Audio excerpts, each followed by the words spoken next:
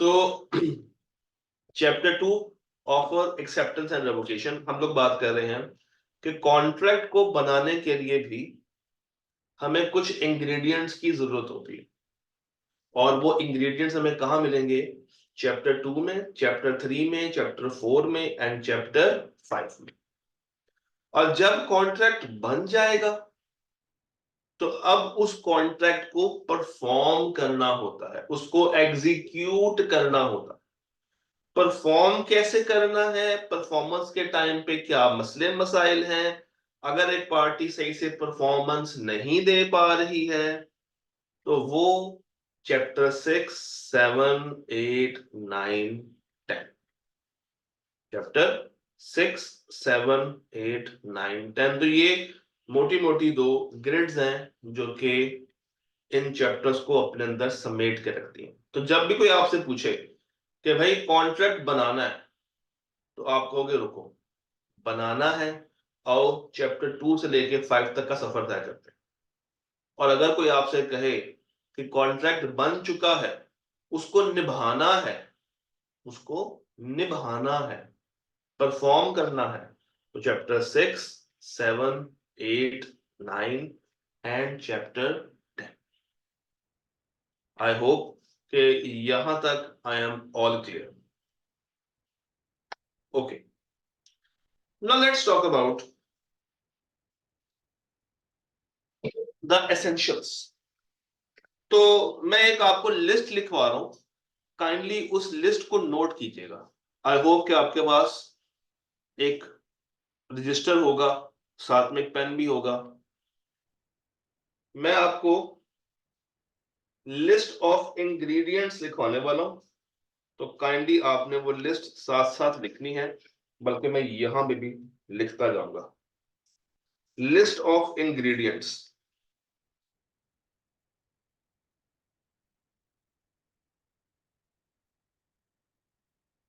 List of ingredients. Number 1 number 1 number 1 is एक offer. एक एक ऑफर। नंबर 2, उस ऑफर की एक्सेप्टेंस। एक ऑफर और उस ऑफर की acceptance. Number 3, consideration. Number 3 is consideration. इन सारे अल्फाज के ऊपर तसल्ली से बात होगी, बट जस्ट मैं अभी आपको एक लिस्ट लिखवा रहा हूं। एक ऑफर, एक एक्सेप्टेंस, कंसिडरेशन। उसके बाद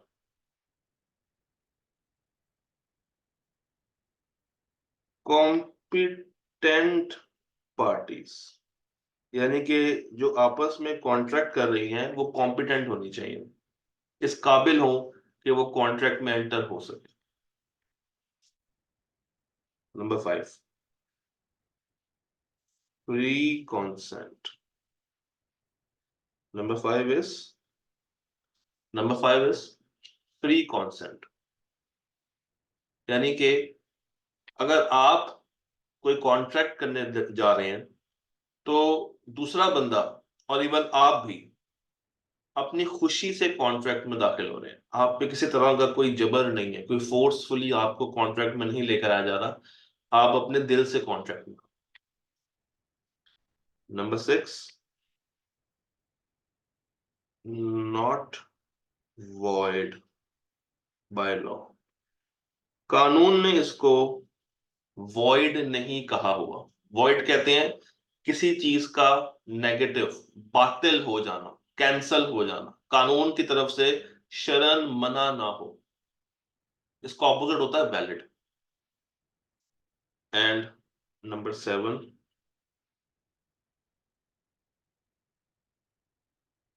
नॉट वेजरिंग। वेजर ना हो, क्या ना हो? वेजरिंग ना हो। तो ये कुछ जरूरी एसेंशियल्स हैं जो कि आपको पता होने चाहिए कि जब आपने एक कॉन्ट्रैक्ट बनाना है, जब आपने एक कॉन्ट्रैक्ट को तश्कील देना है, तो कौन कौन सी चीजें, कौन कौन से इंग्रेडिएंट्स आपके पूरे होने चाहिए। अच्छा, कंसिडरेशन के साथ ना आप लिख लें ऑब्जेक्ट, ऑब्जेक्ट।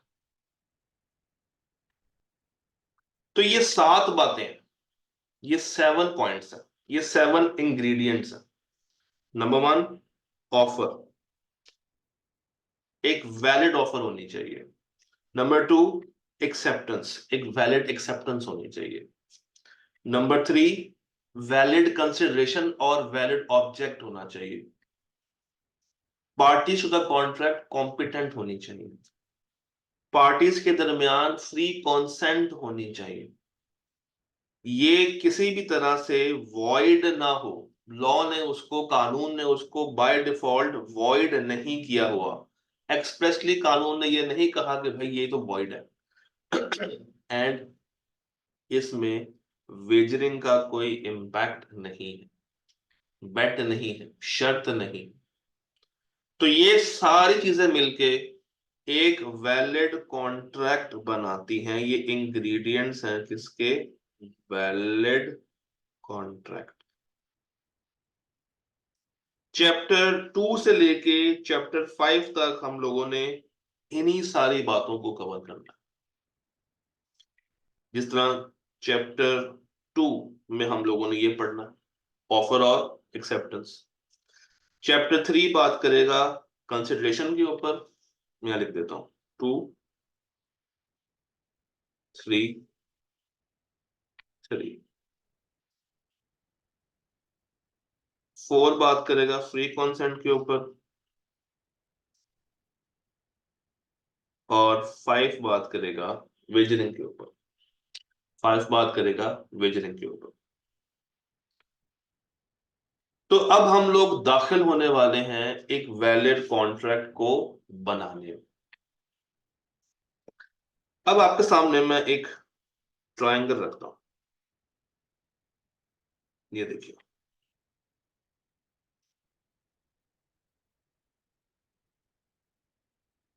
लफ्ज है, लफ्ज है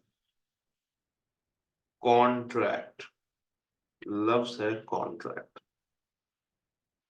इस कॉन्ट्रैक्ट तक पहुंचने के लिए 2 स्टेप्स हैं। ये है स्टेप 1, ये है स्टेप 2। स्टेप 1 और स्टेप 2। सर सबसे पहले जरा मुझे सोच के बताइए, अगर आपने कॉन्ट्रैक्ट करना हो तो कम से कम कितनी पार्टीज का होना जरूरी है? क्या एक बंदा अपने आप से कॉन्ट्रैक्ट कर सकता है? मैं अगर शीशे के सामने खड़ा होकर कहूं कि भाई मैं अपने आप को 10 किलो आम बेचूंगा, तो क्या ये चीज पॉसिबल है? ये चीज पॉसिबल नहीं है। तो इसका मतलब है कि there should be at least 2 parties. ये बात हमें समझ आई कि sir there should be at least 2 parties, 2 parties होनी चाहिए। ठीक है, इसका मतलब है कि एक पार्टी है ये, और एक पार्टी है ये। इन दोनों ने अगर आपस में मिलना हो, अगर इन दोनों ने आपस में कोई डील एग्जीक्यूट करनी हो, तो डेफिनेटली इनमें से कोई फर्स्ट स्टेप लेगा, इनमें से डेफिनेटली कोई फर्स्ट स्टेप लेगा। वो जाएगा दूसरे के पास, तभी ये बात इनिशिएट हो पाएगी। या अगर दोनों अपने अपने घर बैठे रहें, तब तो किसी भी तरह का कॉन्ट्रैक्ट नहीं होगा। तो इन दोनों में से किसी एक को उठना पड़ेगा, किसी एक को इंटेंशन जाहिर करनी पड़ेगी, किसी एक को पहला कदम लेना पड़ेगा। पहला कदम, किसी एक को फर्स्ट स्टेप डालना पड़ेगा। लेट से मैं कहता हूं कि ये मिस्टर ए है और इसने फर्स्ट स्टेप ले लिया। लेट से मिस्टर ए जाते हैं मिस्टर बी के पास। और जाकर उसको कहते हैं कि यार मेरी बात सुनो, कल तुमने मेरे घर दावत पे आना है, कल तुमने मेरे घर दावत पे आना है। मिस्टर बी कहता है डन, मैं तुम्हारे घर दावत पे आ जाऊंगा।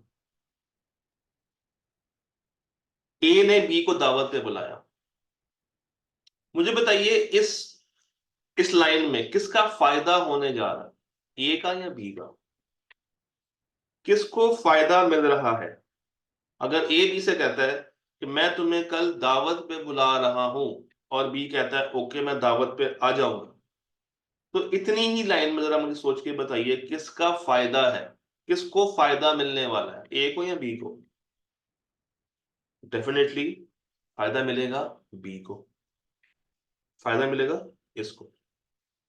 Next day, next day B दावत पे पहुंच गया, मगर ए घर नहीं था।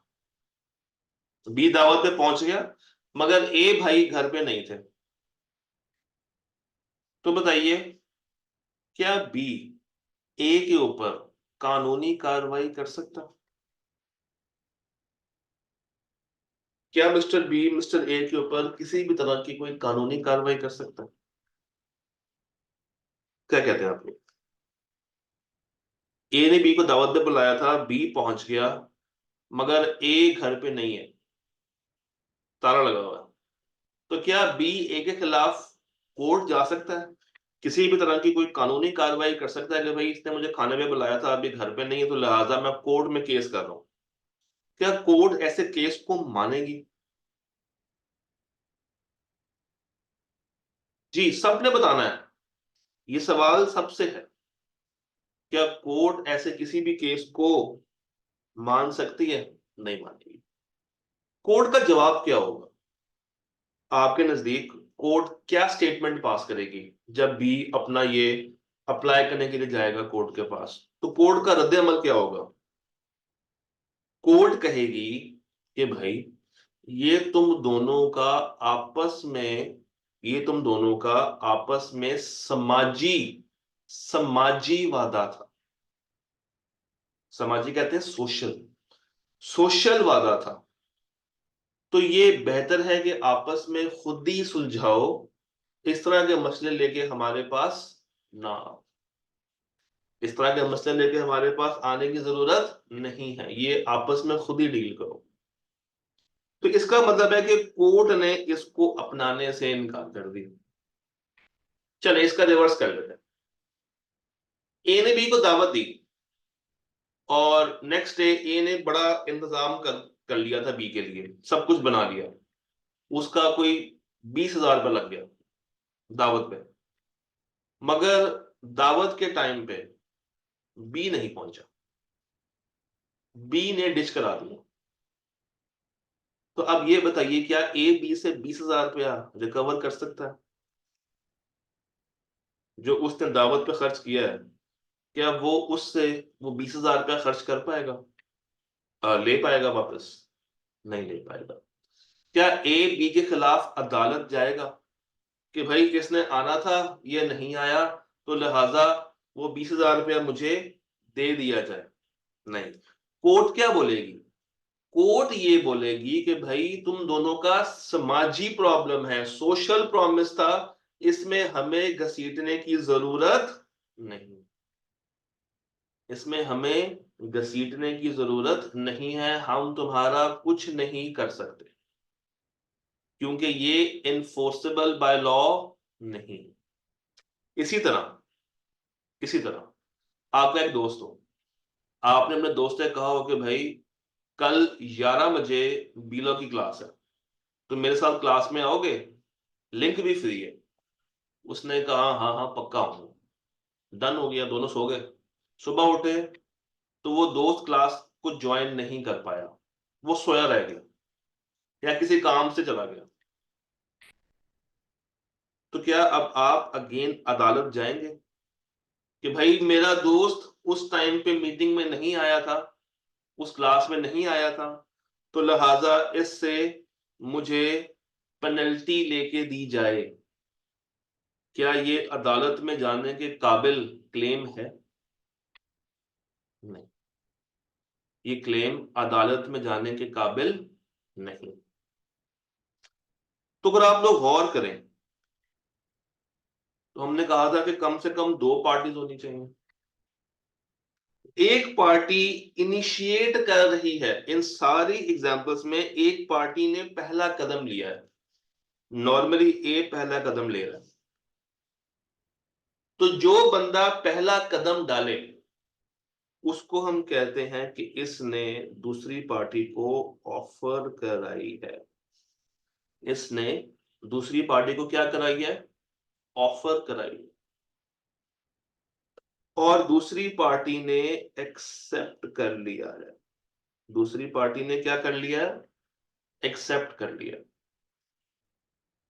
मगर मगर क्या ये जितनी एग्जांपल्स अभी तक हम लोगों ने की हैं, क्या ये लीगली इन्फोर्सेबल थी? क्या इनमें से कोई मिसाल ऐसी है जिसे मैं कहूं कि भाई ये लीगली इन्फोर्स्ड है, यानी कि इसके अगर पूरी ना हुई तो हम अदालत में जा सकते हैं? कोई ऐसी बात की है अभी तक हम लोगों ने? कोई ऐसी बात नहीं की। इसका मतलब ये है कि ये समाजी एक समाजी वादा हुआ। तो वादे की अंग्रेजी क्या होती है प्यारे बच्चों? वादे की अंग्रेजी क्या होती है? वादे को हम लोग कहते हैं प्रॉमिस। वादे को क्या कहते हैं प्यारे बच्चों? प्रॉमिस। तो कॉन्ट्रैक्ट तक पहुंचने के लिए जो पहली सीढ़ी है वो है प्रॉमिस की सीढ़ी। वो है प्रॉमिस की सीढ़ी। तो प्रॉमिस में क्या हुआ था? ऑफर हुई थी और उस ऑफर को एक्सेप्ट किया गया था। ऑफर हुई और उस ऑफर की एक्सेप्टेंस हुई। तो ये क्या बन गया? ये बन गया प्रॉमिस। ये क्या बन गया? प्रॉमिस।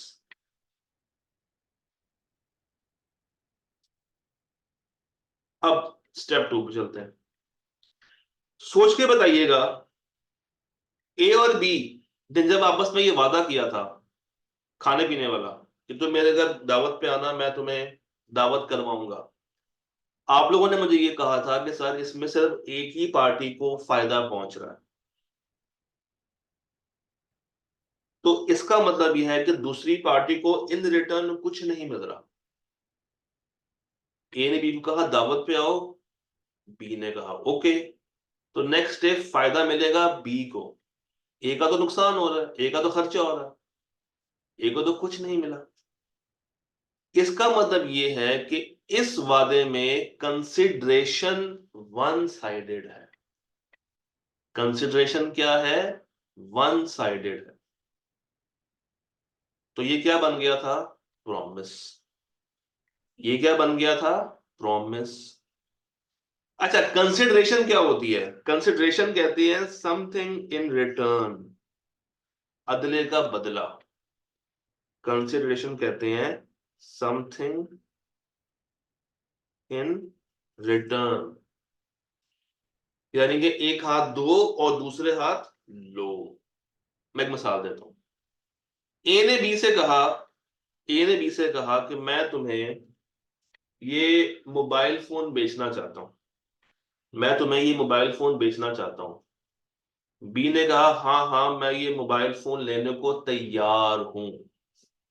ए ने कहा मैं तुम्हें मोबाइल फोन बेचना चाहता हूं, बी ने कहा हाँ हाँ मैं लेने को तैयार हूं।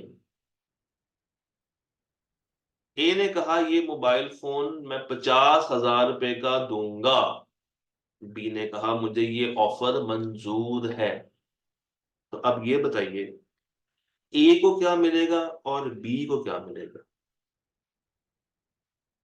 इस ट्रांजैक्शन से ए को क्या बेनिफिट हो रहा है? ए को पैसे आएंगे। और पैसे कितने आएंगे? 50,000 रुपया। कितने आएंगे पैसे? 50,000। और बी को इन रिटर्न क्या मिलेगा उस 50,000 खर्चने पे?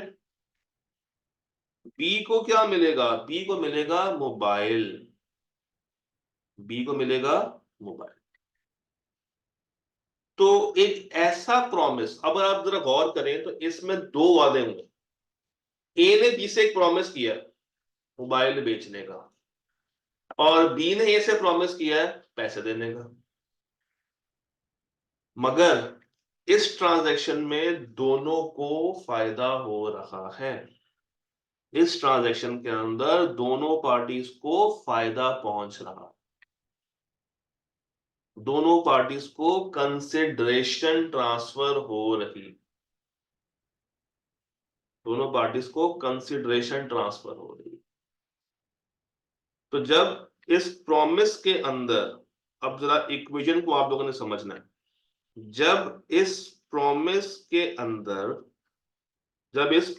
अंदर दोनों पार्टीज के लिए कंसिडरेशन आ जाए, दोनों पार्टीज के लिए कंसिडरेशन आ जाए, तो हम कहते हैं कि अब ये प्रॉमिस इवॉल्व हो गया है। ये प्रॉमिस इवॉल्व हो गया है, और इवॉल्व होके इसको एग्रीमेंट का नाम दे दिया जाता है। इवॉल्व होके ये क्या बन गया है? ये बन गया है एग्रीमेंट। इवॉल्व होके प्यारे बच्चों ये क्या बन गया है? एग्रीमेंट, जिसमें कंसिडरेशन है फॉर ईच अदर। कंसिडरेशन है फॉर बोथ या फॉर ईच अदर, मैं बोथ लिख देता हूं। Consideration for both the parties, this is called agreement. This is called agreement. अब इसी मिसाल को जरा दोबारा से करते हैं। ए ने बी से कहा मोबाइल 50,000 रुपए का, बी ने कहा डन। नेक्स्ट डे ए ने बी को मोबाइल नहीं बेचा, सी को बेच दिया। ए ने बी को मोबाइल नहीं बेचा, सी को बेच दिया। तो मुझे ये बताइए, क्या बी अदालत जा सकता है? क्या वो अदालत जाकर ये कह सकता है कि ए ने मुझे मोबाइल बेचना था 50,000 रुपए का, उसने मुझे नहीं बेचा, तो ए से मुझे पेनल्टी लेके दें, ए से मुझे नुकसान जो हुआ है वो लेके दें? क्या अब ये अदालत जा सकता है? जा सकता है। लेकिन जनाब चला गया, कोर्ट चला गया। कोर्ट चला गया। अदालत जो फैसला करती है, आप लोगों ने अक्सर फिल्मों में एक लाइन सुनी होगी, तमाम गवाहों और सबूतों को मद्देनजर रखते हुए। ये लाइन कभी सुनी? तमाम तमाम गवाहों और सबूतों को मद्देनजर रखते हुए ये अदालत इस नतीजे पे पहुंची है। ये लाइन याद है? सुनी है ना? तो ये बताइए, साबित कैसे करेगा, साबित कैसे करेगा बी कि ए ने धोखा दिया? कब साबित कर सकता है? ये तो जबानी एक एग्रीमेंट हुआ था, कोई लिखत पढ़त तो थी नहीं, कोई गवाह तो मौजूद थे ही नहीं। नो डाउट ये एक कमर्शियल ट्रांजैक्शन है, एक समाजी वादा नहीं है, एक एग्रीमेंट है। मगर इसके अंदर कोई इनफोर्सेबिलिटी नहीं नजर आई। इसके अंदर कोई इनफोर्सेबिलिटी नजर नहीं आई। इसका मतलब यह है कि अगर आपने इनफोर्सेबल बनाना हो, अगर आपने उसको इनफोर्सेबल बनाना हो, तो आपको ये चीज रिकॉर्ड करनी चाहिए थी। नॉर्मली हम लोग कहते हैं स्टाम्प पेपर पे रिकॉर्ड की हो। जो नॉर्मली कॉन्ट्रैक्ट्स होते हैं वो एक स्टाम्प पेपर पे हो रहे होते हैं। तो इस ट्रांजैक्शन में लीगल एनफोर्सेबिलिटी नामी एक पंगा मौजूद नहीं है। क्या मौजूद नहीं है? लीगल एनफोर्सेबिलिटी नामी एक चीज। अगर मैं इस एग्रीमेंट में, अगर अगर सुने, अगर मैं इस एग्रीमेंट के अंदर वो लीगल इनफोर्सेबिलिटी वाला शशका ऐड कर दूं, तो उस वक्त मैं कहूंगा कि सर मुबारक हो, अब आपने कॉन्ट्रैक्ट बना दिया। यानी कि अब नई इक्वेशन आ रही है, agreement plus enforceability. Agreement plus enforceability. तो ये क्या बन जाएगा प्यारे बच्चों, ये बन जाएगा कॉन्ट्रैक्ट। ये क्या बन जाएगा, कॉन्ट्रैक्ट। ये जरूरी नहीं है कि ये रिटर्न फॉर्म में ही हो, ये बात याद रखिएगा। Contract, offer, acceptance, promise, agreement, ये ओरल हो सकते हैं, जरूरी नहीं है कि ये रिटर्न फॉर्म में ही हो। मगर इनफोर्सेबल करने के लिए कुछ ऐसा करो जिससे अदालत आपकी बात मान जाए। उसकी वॉइस रिकॉर्ड कर लो अगर ओरल करना है तो, और अगर लिखत पढ़त में हो रहा है तो एक स्टाम्प पेपर पे कर लो जिसकी कोई वैल्यू हो, कोई हैसियत हो अदालत के सामने, जिसकी कोई वैल्यू हो, कोई हैसियत हो अदालत के सामने। एम आई क्लियर जी? मुझे बताइए, यहां तक कोई मसला, कोई परेशानी? यहां तक सिर्फ। अगर स्टैम्प पेपर नहीं है और रिटर्न फॉर्म में है तो फिर दोनों पार्टीज के साइन होने चाहिए, दोनों पार्टीज का शनाख्ती कार्ड साथ अटैच हुआ हो, और उस कागज को किसी ऑफिसर ने, गवर्नमेंट के किसी ऑफिसर ने अप्रूव किया हो, या किसी लेटर हेड पे हो, जो कि किसी कंपनी का लेका या किसी पार्टनरशिप का लेटर हेड हो। तो कोई भी ऐसी चीज जिसकी वैलिडिटी ज्यादा है और ये ऑन रिकॉर्ड हो। अच्छी बात तो ये है कि जो भी आप कमर्शियल ट्रांजैक्शन करते हैं वो एक गवर्नमेंट के डॉक्यूमेंट पे होने चाहिए, जो कि वहां पे ड्यूली रजिस्टर्ड हो। तब जाके आप दूसरी पार्टी पे अच्छे से केस कर सकते हैं, तब जाके आप दूसरी पार्टी पे अच्छे से केस करके उसको पकड़ सकते हैं। तो प्यारे बच्चों, अभी तक हम लोगों ने क्या पढ़ा?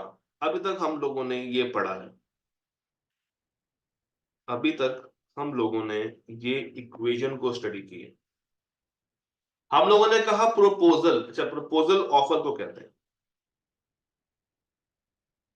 ऑफर प्लस एक्सेप्टेंस क्या बनता है? प्रॉमिस। इसी प्रॉमिस में मैं अगर कंसिडरेशन ऐड कर दूं, ये बन जाएगा एग्रीमेंट। और अगर इसी एग्रीमेंट के अंदर मैं लीगल ऑब्लिगेशन ऐड कर दूं, एनफोर्सेबिलिटी का फैक्टर ऐड कर दूं, तो क्या बन जाएगा? कॉन्ट्रैक्ट। ये क्या बन जाएगा? वो कहता है parties to an agreement must be bound to perform their promises.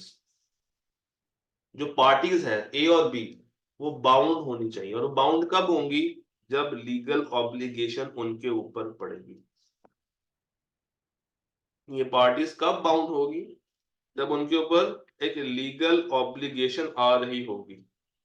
और अगर कोई पार्टी डिफॉल्ट करती है, डिफॉल्ट कहते हैं भाग जाना, अपना वादा पूरा ना करना, तो अगर कोई पार्टी इनमें से डिफॉल्ट कर गई, भाग गई, तो दूसरी पार्टी जिसके साथ जुल्म हुआ है, दूसरी पार्टी जिसके साथ जुल्म हुआ है, वो कोर्ट जा सकती है और जाकर कोर्ट को कहेगी कि भाई उसने मेरे साथ जुल्म किया है, आप मुझे इंसाफ दिलवाएं, ये कॉन्ट्रैक्ट पूरा करवाएं, मुझे इंसाफ दिलवाएं, ये कॉन्ट्रैक्ट पूरा करवाएं, एनफोर्स करवाएं।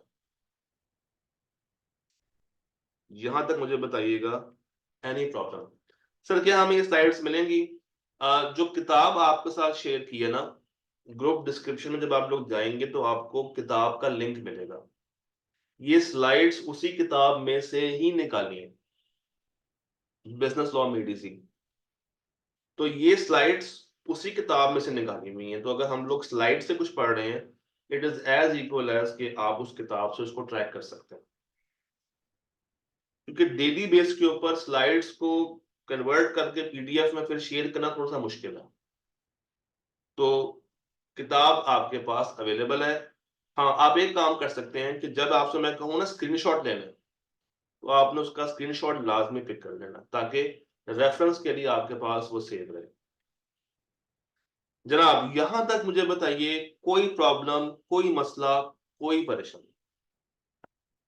अप टिल नाउ सारी बातें क्लियर हो गई हैं कि ऑफर क्या है, एक्सेप्टेंस क्या है, प्रॉमिस किसे कहते हैं, कंसिडरेशन क्या होती है, एग्रीमेंट क्या होता है और इनफोर्सेबिलिटी किसे कहते हैं। हमने 7 लफ्ज पढ़े हैं, बातों बातों में 7 बातें की हैं। ऑफर एक बार, एक्सेप्टेंस दूसरी, प्रॉमिस तीसरी, कंसिडरेशन चौथी, एग्रीमेंट पांचवा, एनफोर्सेबिलिटी छठा और कॉन्ट्रैक्ट सातवां। 7 बातें कवर की हैं।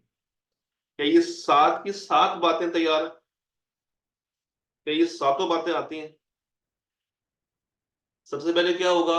एक ऑफर। ऑफर को दूसरी पार्टी कबूल करेगी तो क्या बन जाएगा? प्रॉमिस।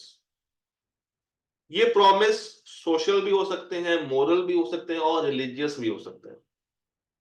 ये प्रॉमिस सोशल भी हो सकते हैं, मैं लिख देता हूं। ये जो आपके प्रॉमिस हैं, दैट कैन बी सोशल,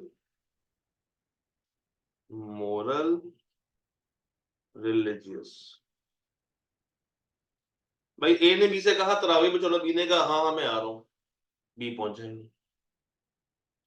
अच्छा, प्रॉमिस। उसके बाद कंसिडरेशन, मगर ये होनी चाहिए for both, for each other, तो ये बन जाएगा एग्रीमेंट। और उस एग्रीमेंट में मैं अगर इनफोर्सेबिलिटी का तड़का लगा दूं तो ये बन जाएगा मेरा कॉन्ट्रैक्ट। ये क्या बन जाएगा? मेरा कॉन्ट्रैक्ट। क्या मेरे प्यारे बच्चों को यहां तक कोई परेशानी, कोई मसला, कोई सवाल है तो मुझे बताइए। Anything up till now? कोई सवाल अगर जहन में आ रहा है तो पूछे। यहां तक क्लियर है? सर जी जी। सर प्रॉमिस जैसे अपनी टाइप बताइए, सोशल मोरल, तो क्या कॉन्ट्रैक्ट भी इसी बेस पे बन सकते हैं, सोशल और मोरल पर? बन सकता है, मगर फिर आपको वो सोशल से निकाल के कमर्शियल में डालना पड़ेगा। फॉर एग्जाम्पल, ये एक सोशल वादा है कि मैं तुम्हें मोबाइल बेचूंगा।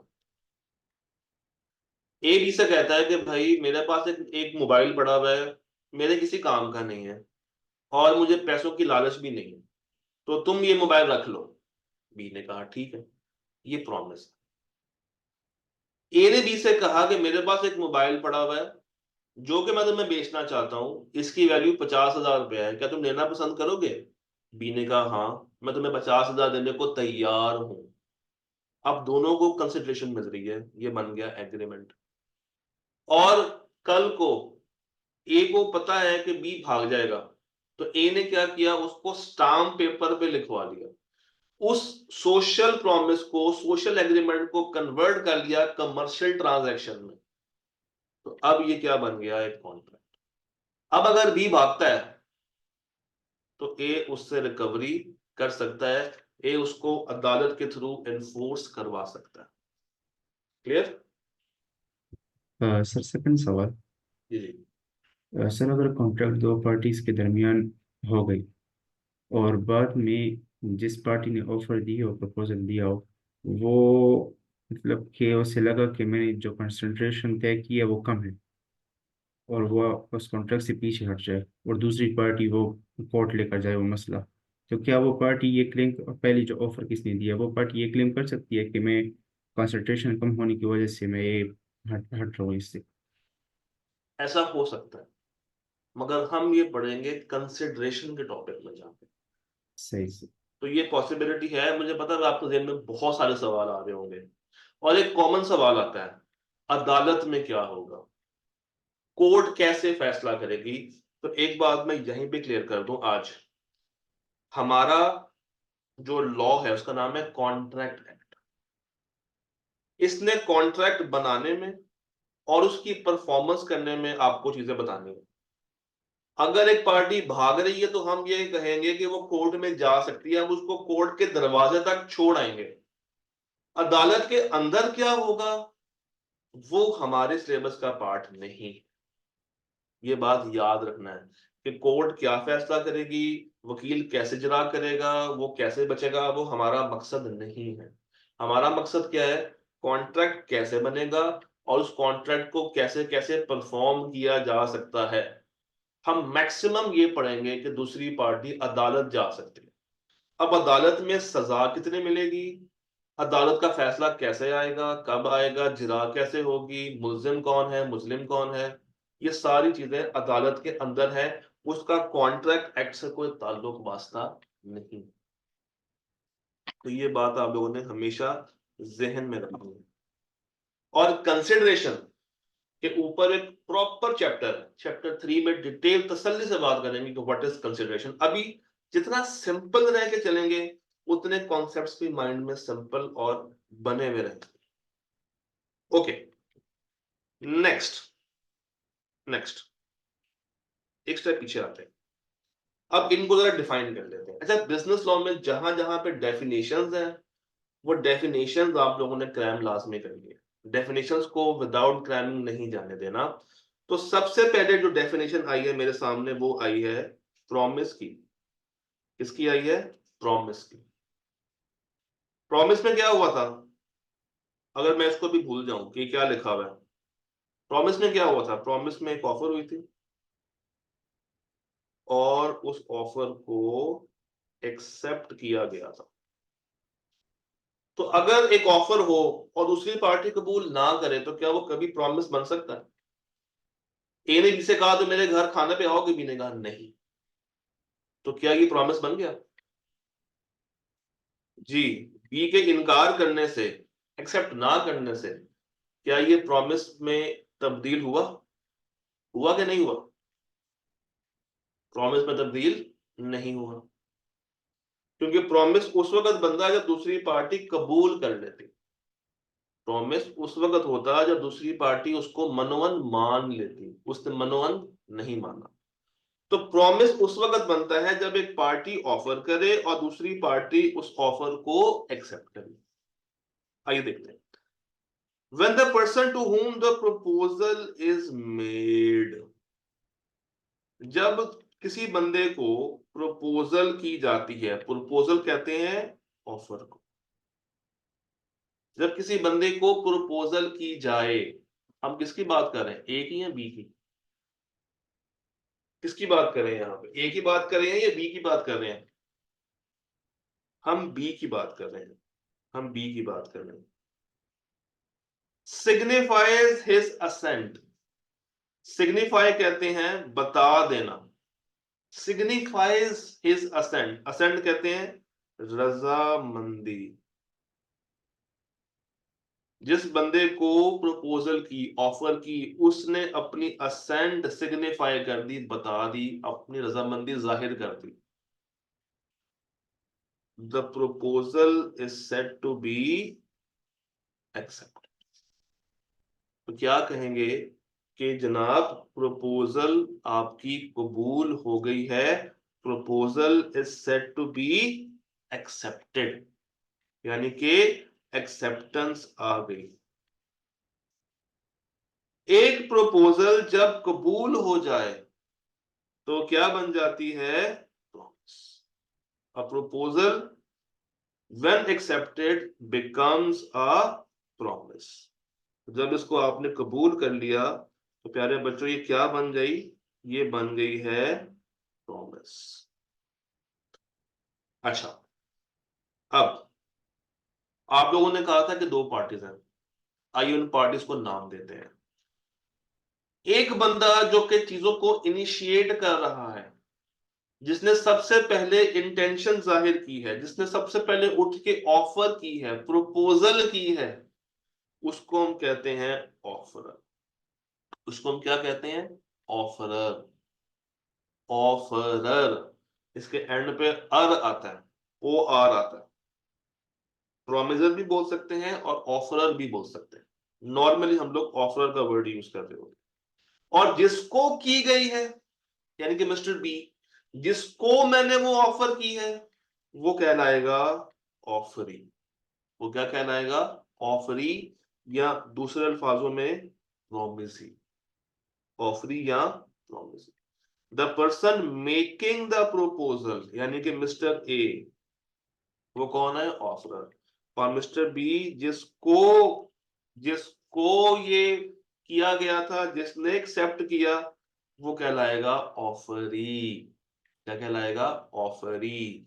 तो जो मैंने आपको शुरू में कहा था कि ये दो पार्टीज के दरमियान होता है, ये दो पार्टीज के दरमियान होता है, तो एक पार्टी ऑफरर है और दूसरी पार्टी ऑफरी है।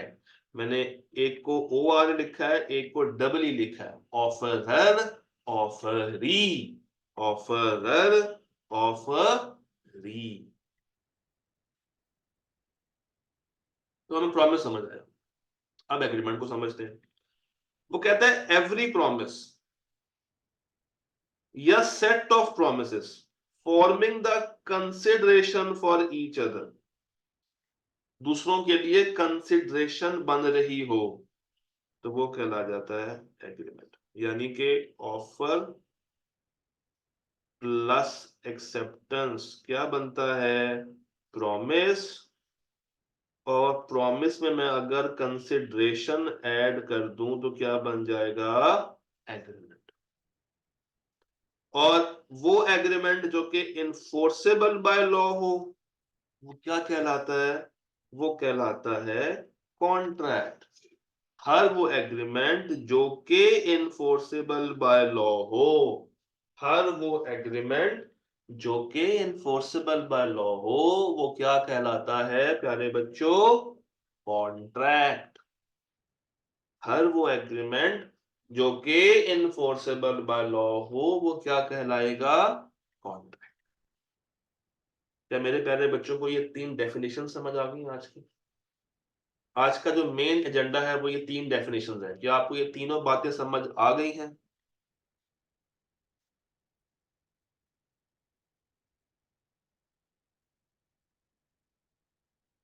जी। मुझे सबसे आंसर चाहिए काइंडली। जब मैं पूछता हूं तो मैं पूरी ऑडियंस से पूछ रहा होता हूं, तो बताइए।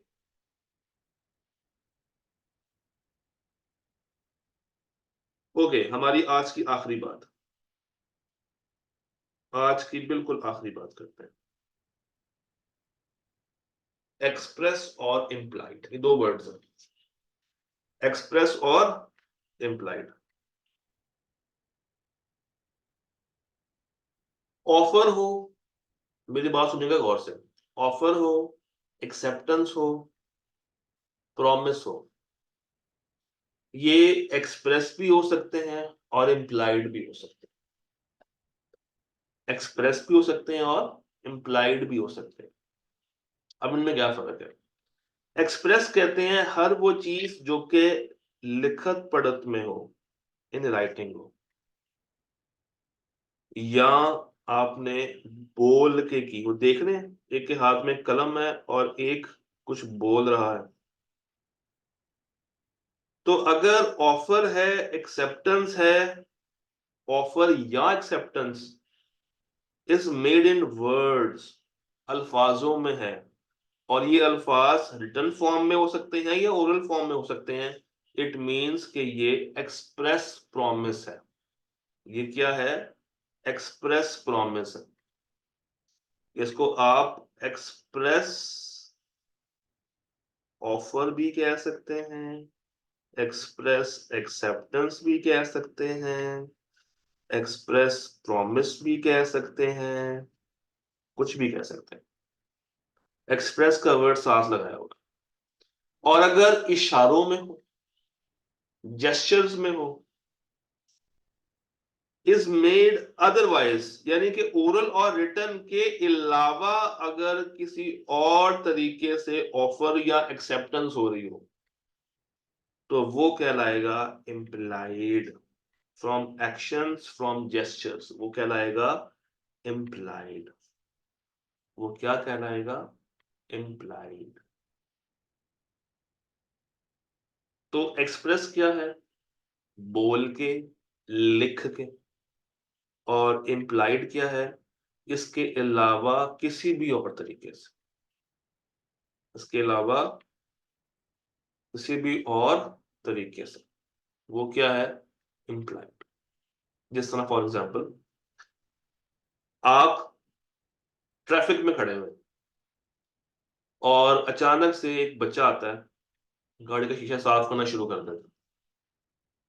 शीशा साफ कर रहा है, कर रहा है, कर रहा है। वो शीशा साफ करना, उसकी तरफ से आपको ऑफर आ रही है कि मैं तुम्हारी गाड़ी का शीशा साफ कर रहा हूं। ये है implied offer, without any words. वो एक्शन से आपको ऑफर कर रहा है, शीशा साफ कर रहा है। अब अगर तो आप गाड़ी में बैठे हुए हैं और आपने उसको इस तरह हाँ का सर हिला दिया, ऐसे कर दिया, इट मीन्स कि आपने बोला कुछ नहीं, आपने इम्प्लाइड एक्सेप्टेंस दे दी। आपने कुछ नहीं बोला, मगर आपने उसको इम्प्लाइडली एक्सेप्ट कर लिया इस तरह करके। और अगर आप ऐसे करें, इट मीन्स कि आपकी तरफ से इम्प्लाइड रिजेक्शन है कि भाई पीछे हो जाओ। और अगर आप शीशा खोल के उसको कह रहे हैं कि भाई रुक जाओ, तो वो इम्प्लाइड नहीं है, वो एक्सप्रेस है। या अगर वो बंदा पहले आके आपसे पूछे कि क्या मैं आपकी गाड़ी का शीशा साफ कर दूं, तो वो इम्प्लाइड नहीं है, वो एक्सप्रेस है। तो implied is from actions, implied is from the actions. इसी तरह अक्सर आप लोग देखते हैं जूते साफ करने वाले, शू शाइनर्स, वो एकदम से आएंगे और आपके शूज को साफ करना शुरू कर देंगे बगैर कुछ कहे। वो इम्प्लाइड है। और अगर वो बोल के पूछे, तो वो एक्सप्रेस है। आप स्टेशन पे उतरते हैं, कूली फटाफट से आगे सामान उठा लेंगे, वो इम्प्लाइड है। बट अगर वो कूली आपसे पूछ रहा है, वो एक्सप्रेस है। एक बंदे ने दुकान पे लिख के लिखाया हुआ है कि नाप तोल में कमी पेशी करने वाला मुसलमान नहीं है। वो एक्सप्रेसली बता रहा है कि नाप तोल में कमी नहीं करनी चाहिए। और अगर एक बंदा, लिखा कुछ नहीं हुआ, मगर उसका ईमान पक्का है, वो नाप तोल में कमी नहीं करता, तो वो क्या है, इम्प्लाइड है। एक बंदा आके फेसबुक पे कहता है कि मैं आज से पढ़ने वाला हूं, मुझे प्लान चाहिए, वो एक्सप्रेस है। दूसरा बंदा ये शौक हरकतों से बाज रहता है और खुद ही से बस पढ़ रहा होता है, उसका फोकस पढ़ाई की तरफ ज्यादा है, वो इम्प्लाइड है। तो express is anything which is oral और which is written, and implied means anything which is from actions, which is from actions. तो आज के लिए इतना है। पता है हमने किताब का कितने ज्यादा सफे पढ़ लिए? शायद एक सफा पढ़ा, वो भी एक ही साइड पढ़ी होगी। तो अगर आपने किताब को एक्सेस करना है, तो आप ग्रुप की डिस्क्रिप्शन में जाकर उस किताब को एक्सेस कर सकते हैं। जितना अभी तक हम लोगों ने पढ़ा है उसमें से मुझे बताइए, if you have any question, any curies, any ambiguities, कोई सवाल, कोई मसला, कोई परेशानी, बताइए। सर जी जी। सर अभी आपने इम्प्लाइड और एक्सप्रेस का जो कंसेप्ट वो समझाया, तो इसमें आप स्लाइड पे देखिए तो एक्सप्रेस प्रॉमिस और इम्प्लाइड प्रॉमिस। तो प्रॉमिस में जैसे आपने पहले बताया कि ऑफर प्लस एक्सेप्टेंस होती है। तो यहाँ पर मेरा सवाल ये है कि अगर तो ऑफर जो है, एक्सप्रेस हो और एक चीज इम्प्लाइड हो, तो क्या होगा, ये जी नहीं जी, वो समझ। कौन सा टर्म होगा? हाँ, वो अगर किसी भी जगह पे कोई चीज एक्सप्रेसली आ गई है ना, जिस तरह एक्सप्रेस ऑफर है या एक्सप्रेस एक्सेप्टेंस है, कोई भी एक चीज अगर एक्सप्रेस हो गई है, तो हम उसको एक्सप्रेस प्रॉमिस ही बनाएंगे, फिर उसको सही। इम्प्लाइड नहीं बनाएंगे। इम्प्लाइड होने के लिए दोनों पार्टीज को एक्शंस के थ्रू डील करना जरूरी है। सही। कोई और सवाल? जी, एनी अदर क्वेश्चन? और सर ये कॉन्ट्रैक्ट या एग्रीमेंट के लिए पार्टीज का कोई मैक्सिमम लिमिट तो नहीं है? नहीं, पार्टीज कैन बी खुली, चाहे 100 हो, 1000 हो, 10,000 हो, 20,000 हो, कोई मसले वाली बात नहीं। कोई और सवाल? जी, किसी भाई का, किसी बहन का कोई सवाल?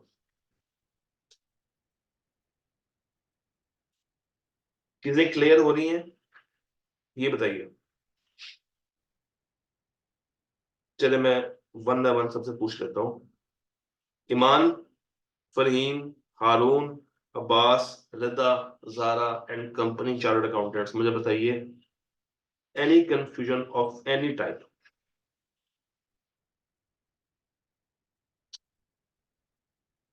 Done. अब आपने क्या करना है, आपने डेली बेस पे जितना पढ़ा होगा उसको बस रिवाइज करना। हम लोग डेली बहुत कम पढ़ेंगे, मगर जो पढ़ेंगे वो लॉजिकल होगा। तो जितना आज पढ़ा है उसमें 3 डेफिनेशंस हैं, वो याद करनी है, बाय हार्ट याद करनी है। प्रॉमिस की, एग्रीमेंट की, कॉन्ट्रैक्ट की, और वो जो इक्वेशंस आपको बताई हैं वो पता होनी चाहिए, जो इंग्रेडिएंट्स लिखवाए हैं वो आपको आने चाहिए। तो दैट बीइंग सेड, कल हम लोग इससे आगे ही चलेंगे। डन हो गया।